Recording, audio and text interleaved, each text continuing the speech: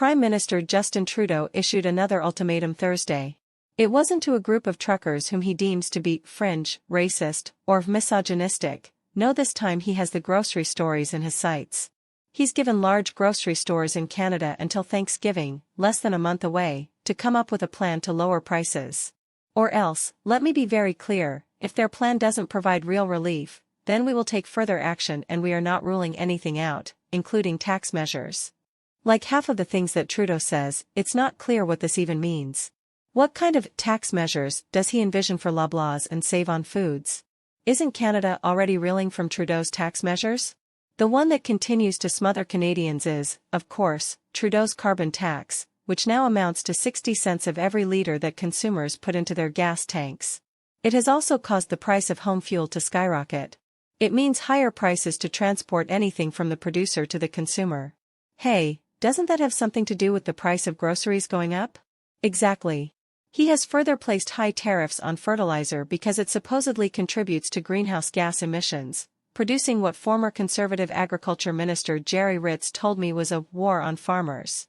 It will inevitably be a war on all Canadians as food becomes more expensive and more difficult to grow.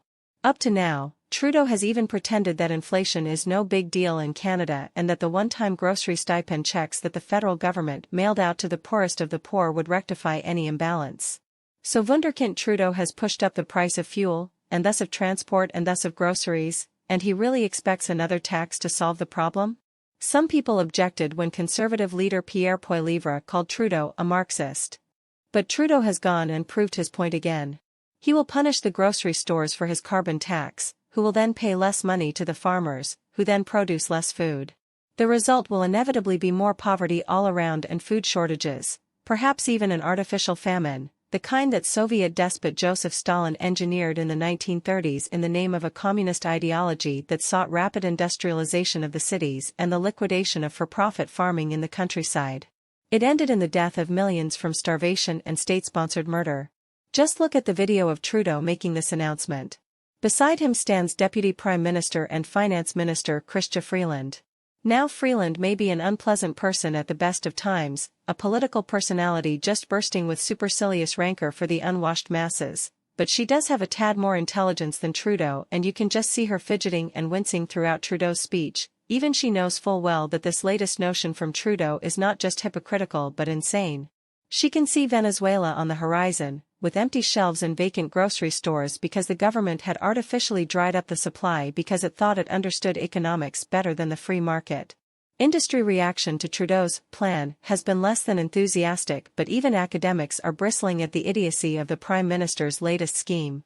It's not clear what such a plan from the grocers would look like, or how the government would measure its success, said Michael von Mosso, a food economy professor at the University of Guelph in Ontario, to the National Post.